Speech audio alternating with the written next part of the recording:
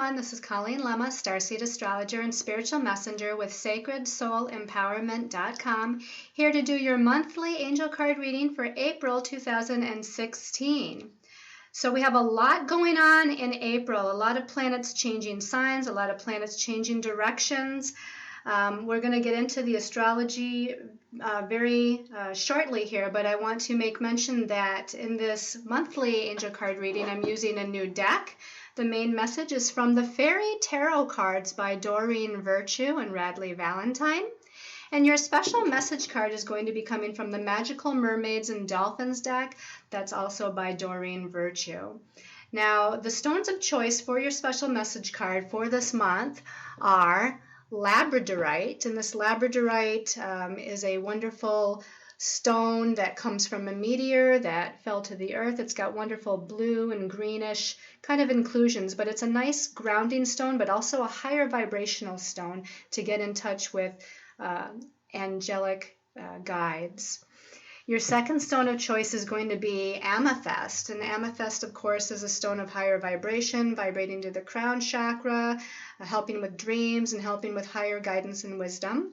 Your third stone of choice is rose quartz, vibrating to the heart chakra, helping with love, relationships, and it's got a nice kind of gentle cleanse to be released. Again, your stones of choice are the Labradorite, the amethyst, and the rose quartz. Now, to get into some of the highlights of April, on April 5th, we have Mercury, planet of thoughts, communication, and ideas, moving into a grounding earth sign of Taurus until June 12th. It will be there. So we're going to be more practical, more methodical with our thought processes and with our communication with others. Also on the 5th, Venus, planet of money and finance, as well as relationships and love, moves into the sign of Aries, sign of new beginnings. She's going to be a lot stronger there, a lot more independent there, a lot more courageous there, and definitely paying attention to her sense of self and her own sense of worthiness. On the 17th, we have Mars moving retrograde in the sign of Sagittarius. Now, Mars is our forward movement, and Sagittarius is a fire sign, so usually that means a lot of fast, quick movement. But because it's slowing down and it's now going to be going retrograde for a while, it's going to kind of slow down the forward momentum or activity and the steps that we're taking. It's not going to stop it, but it is going to slow it down a little bit. On the 18th, the very next day, we have Pluto going into retrograde motion, and Pluto is a planet that deals with transformation and change, transmutation of old energies. It's kind of like a death and rebirth kind of energy with Pluto, and it's turning the energy inward. It's going to be retrograde for a long time because Pluto moves really slowly, so a lot of internal transformation and change, and we're still going to see it on the outer level as well. Now, on the 28th, we have Mercury going retrograde. So here we're going to be in another Mercury retrograde cycle. Mercury is going to go retrograde in the sign of Taurus. So it's going to be in Taurus for quite a long time, a lot longer than Mercury would normally stay in a sign. So it's going to give us a chance to kind of review and reflect, be a little bit more internal on some of the thoughts we're having, some of the steps that we need to take, making sure that we're really grounded in our sense of purpose. On the 29th, Venus is now moving into the sign of Taurus. So right at the beginning of the month, on the 5th, Venus moved into Aries, and she zipped right through Aries, and now on the 29th, she's moving into the sign of Taurus. This is one of the ruling signs for Venus, so definitely dealing with issues of security, whether financial security or emotional security or relationship security. And she's, again, going to be very comfortable in that sign. So that's a little bit about the highlights of the month. I also want to say that April vibrates numerologically to the number 13, which is also about death and rebirth. This is about old energies falling away so that new energies can kind of come in and take their place.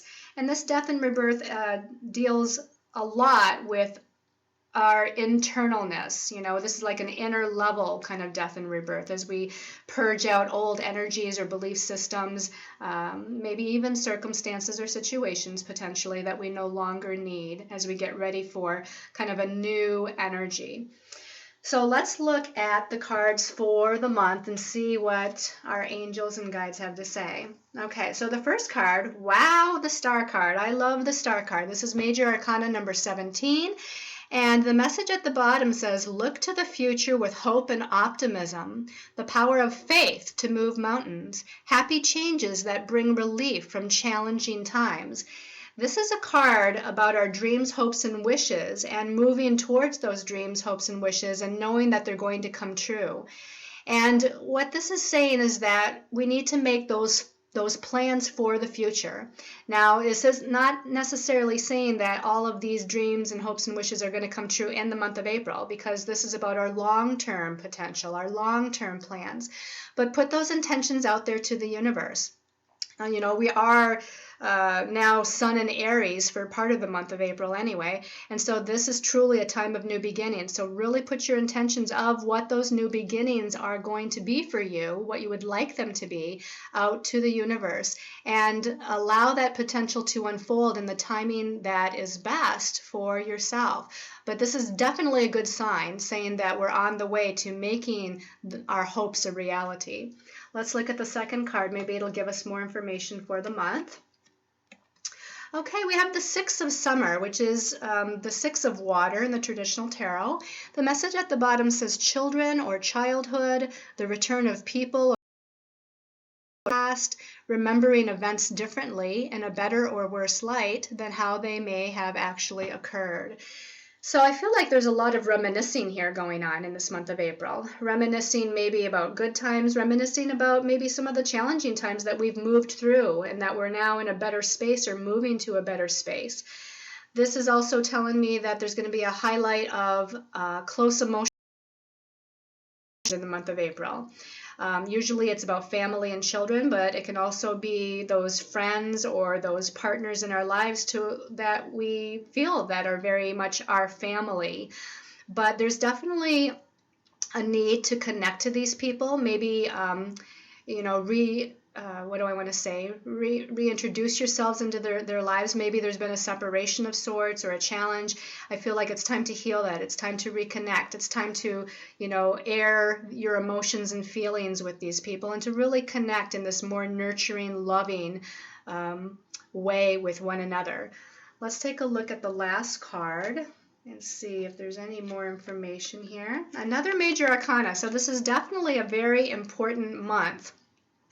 This is Major Arcana number 12. In this deck, it's called Awakening. In the traditional tarot, it's actually the Hanged Man.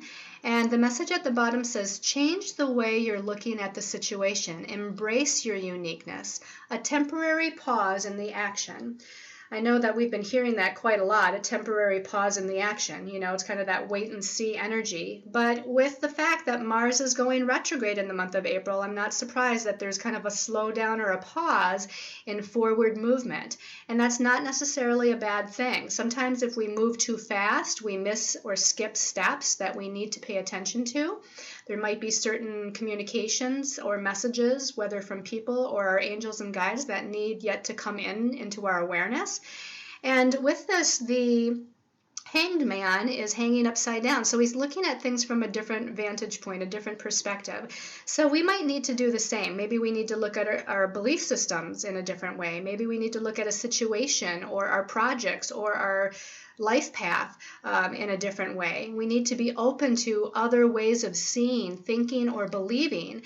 And that's what this card is suggesting, that there needs to be an awakening of our consciousness, an expansion and an awakening of how we see things. Let's take a look at what your special message card is, depending on your stone of choice. So for those of you that chose the Labradorite people, the message is worthiness. And this says, know that you deserve to receive good in all ways. So I feel like some of you are struggling with feeling worthy or deserving of maybe a good relationship, maybe a great career, maybe money. It could be anything really.